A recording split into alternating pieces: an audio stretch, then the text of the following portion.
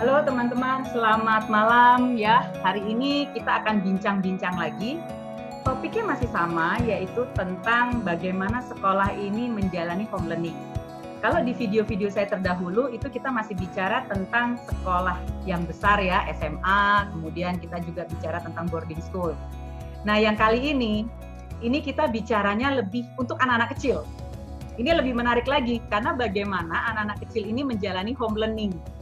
Nah, untuk yang kali ini, saya akan mengundang Kepala Sekolah dari SD Santa Laurencia yang berlokasi di Alam Sutra, di Serpong, di Tangerang Selatan. Nah, beliau ini lebih kompeten lah untuk menjawab bagaimana nanti anak-anak ini dilibatkan dalam home learning dan terutama pasti melibatkan peranan orang tua. Tanpa panjang lebar, saya akan undang Bapak Daniel Terry Dipo sebagai Kepala Sekolah SD Santa Laurencia. Selamat malam Pak Terry, apa kabar? Selamat malam Ibu Ari, apa kabar? Kabar baik juga. Terima kasih loh Pak Terry udah bisa gabung di sini ya. Senang sekali, jadi setidaknya apa yang kita sampaikan malam ini bisa membantu orang tua jadi lebih tenang. Karena kalau kita lihat bersama ya, sekarang ini kalau bicara home learning yang mendadak, ini kan semua ini kan dilakukan secara mendadak nih. Kayak kita Betul. ini, jadi kemarin itu dengan kondisi pandemi COVID-19 ini kan orang-orang disarankan tetap tinggal di rumah. Semua kegiatan dilakukan dari rumah. Nah, termasuk sekolahan. Nah, sekarang ini yang saya mau angkat nih topik SD. Dan sebagai kepala sekolah SD ini gimana kemarin ini pihak sekolah mempersiapkan home learning yang begitu mendadak datangnya. Boleh di-sharingkan, Mr. Terry? Oke, terima kasih Bu Ari. Jadi tahun ini Santa Laurencia ini sudah berumur 25 tahun. Jadi pesta perak. Karena pesta perak sebenarnya planning kita adalah guru-guru dan staf itu akan ada trip pergi ke beberapa tempat. Ya, karena pesta perak inilah ya. Jadi suatu reward yang diberikan oleh yayasan atau sekolah kepada guru-guru dan staf yang sudah berbakti bekerja selama bertahun-tahun di Santa Laurencia. Ya. Nah, kemudian sebenarnya itu pesta peraknya itu rencananya itu kita akan bepergian pergi ke beberapa tempat, beberapa negara, dan diadakan di bulan Maret juga itu Bu. Jadi sewaktu liburan mid semester, anak-anak libur, guru-gurunya juga ngeliburan. Ceritanya begitu. Tapi kemudian, karena adanya pandemi seperti itu, perjalanan semua dibatalkan, dan akhirnya guru-guru justru selama seminggu itu malah sibuk menyiapkan segala macam materi untuk home learning. Karena bagaimanapun, sebenarnya kita sudah mulai menduga.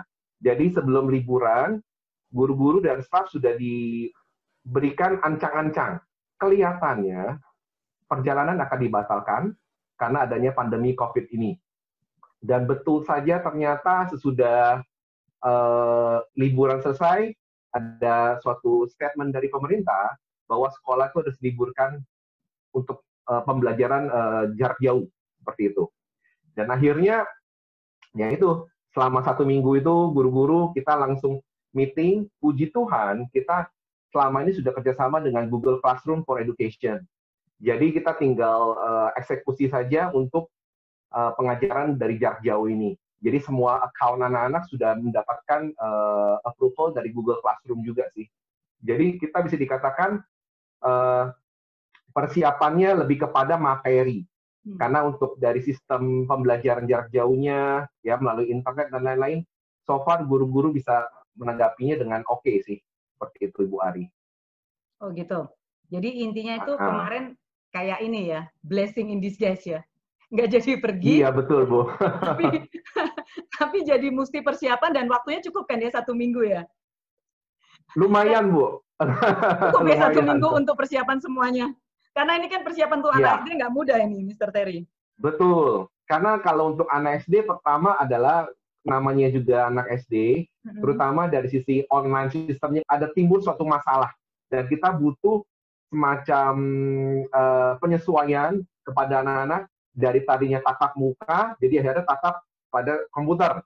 Which is yang dulunya, sebelum adanya pandemi ini, kita dengungkan berkali-kali kepada anak-anak dan pada orang tua, hindari penggunaan komputer terlalu berlebihan karena efeknya nggak bagus buat mata dan lain-lain. Ternyata sekarang pembelajaran jarak jauh. Nah, itu suatu tantangan bagi kita tuh untuk istilahnya menyesuaikan. Nah, pada home learning pertama ini ya makanya kita memang membuat penyusunan itu dalam beberapa tahapan, Ibu. Jadi tahapan pertama ini kita buat lihat bagaimana respon dari orang tua dan anak. Oke, jadi sudah home learning pertama, guru-guru mendapat feedback dari orang tua, dan guru-guru juga melakukan pengamatan terhadap kinerja anak dari pengumpulan tugas dan lain-lain. Kemudian kita langsungkan perubahan. Ternyata orang tua merasa, karena kebutuhan printer, memprint hasil kerja anak-anak dan lain-lain butuh waktu. Jadi kita akhirnya menyesuaikan untuk melakukan suatu perubahan lagi kepada home learning yang kedua. Sehingga kita memberikan suatu kemudahan bagi orang tua untuk memilih. Bila orang tua merasa offline lebih gampang, silakan pakai offline. Tapi misalnya ada cukup banyak orang tua yang memang merasa lebih dengan digital lebih gampang, boleh saja. Jadi ada dua opsi yang diberikan kepada orang tua untuk memilih. Dan semua itu bisa diterima oleh gurunya dengan baik gitu. Jadi tidak ada permasalahan kenapa offline, kenapa online, tidak. Kita berikan kesempatan kepada orang tua untuk memilih alternatif yang terbaik bagi mereka. Seperti itu. Nah, kemudian sudah itu kita langsung melakukan perubahan di home learning kedua itu. Jadi ada offline dan online jadinya. Ada yang langsung dengan Google Classroom, ada juga yang sistemnya submitting tugasnya dengan offline. Seperti itu. Nah, itu kita lakukan penyesuaian. Nah, home learning ketiga, kita tinggal mengikuti dari home learning yang kedua. Karena home learning yang kedua kelihatannya cukup baik, sehingga feedback dari orang tua juga tidak terlalu banyak lagi. Ada feedback dari orang tua lebih mengarah kepada perlu adanya penyesuaian dari sisi akademis siswa. Supaya anak nggak boring, perlu adanya penyesuaian yang bentuknya kreativitas, kemudian adanya olahraga, dan lain-lain. Nah, kita perbanyak lagi di home learning ketiga. Dan akhirnya, so far, semuanya berjalan dengan smooth, walaupun memang tetap ada masukan dari orang tua untuk sisi lainnya. Nah, nanti kita akan perbaiki lagi untuk home learning yang keempat ini, rencananya. Atau home learning pertama untuk tahun ajaran 2020-2021 itu. Oh, gitu. Artinya nih, selama ini yang sudah berjalan sampai dengan Juni ini, dari sejak yang Maret, sudah ada 3 tahapan bentuk home learning yang dilakukan ya? Betul, Bu. Di mana kenapa kita tidak membuat secara keseluruhan langsung? Karena kita tahu, Bu, ini anak-anak SD. Anak SD ini tidak gampang seperti halnya anak SMA yang sudah terbiasa dengan pembelajaran home learning.